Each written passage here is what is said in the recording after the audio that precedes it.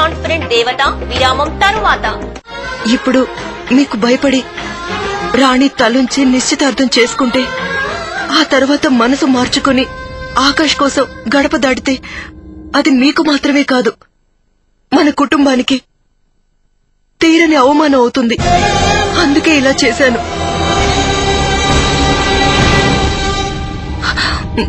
మీరు మీ చెల్లెలు బాగుండాలని కోరి తనకి ఇష్టం లేని పెళ్లి చేయాలనుకున్నారు. నేను కూడా రాణి మంచి కోరే తన జీవితాంతం సుఖంగా ఉండాలని ఇలా చేస్తున్నాను.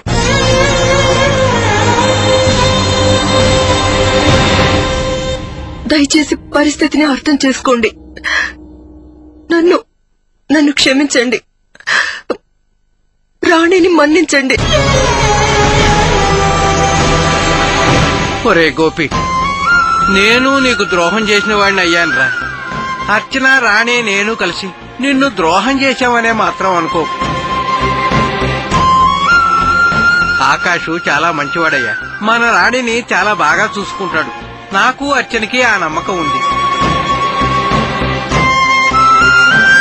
రాణి సరే అతన్ని ప్రేమించింది. నేనిక్కడికి రావటానికి కారణం ఆ నమ్మకమేనయ్యా. రాణి జీవితం సుఖంగా సంతోషంగా సాగాలి అంటే తను కోరుకున్నవాడితోనే పెళ్లి జరగాలి కదా. నీ మనసు మార్చుకుని వాళ్ళ పెళ్లికి అంగీకరించవయ్యా.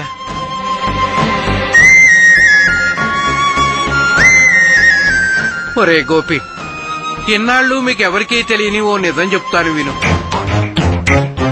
దాన్ని బట్టి ఆకాష్ ఎలాంటి వాడో నీకు అర్థం అవుతుంది. నేను బాగా డబ్బు సంపాదించాలి, త్వరలో లక్షాధికారి అయిపోవాలనే ఆశతో డబ్లింగ్ కోసం ఊబిలో దిగిపోయాను. అప్పుడు ఏం జరిగిందంటే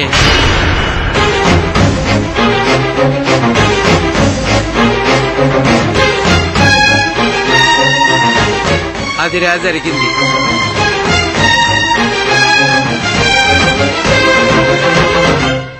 నన్ను ఆ గండం నుంచి బయటపడేయటమే కాకుండా రాణికి ఏ ఆపద రాకుండా చూసుకున్నాడు. రాణి అతన్ని పెళ్లి చేసుకుంటే ఆనందంగా బతికేస్తుందయ్యా. సంతోషమే సిరి సంపదలు. ఆలోచించకయ్యా. అభ్యంతరం చెప్పక వాళ్ళిద్దరినీ ఆశీర్వదించవయ్యా.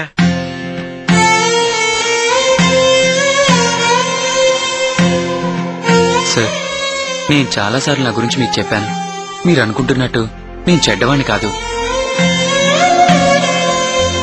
మీరు మీ చెల్లెల్ని నాకిచ్చి పెళ్లి చేయడానికి మీకున్న అభ్యంతరం మీరు నన్ను చూసినప్పుడు నా మీద ఏర్పరచుకున్న ఒకే ఒక చెడ్డ అభిప్రాయమే కదా.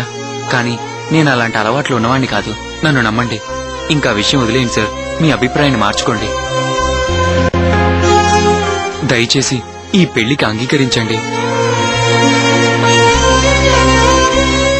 అవును సార్, వీళ్ళని క్షమించి మీ చేతుల మీదుగా వీళ్ళిద్దరిని ఒకటి చేయండి సార్. మీరు ఈ పెళ్లి ఆపకండి సార్, ప్లీజ్ సార్. అవునన్నయ్య, మీరు రాణికి మాత్రమే అన్నయ్య కాదు, మాకు అన్నయ్య లాంటి వాడివే. దయచేసి పెళ్లాపకండి.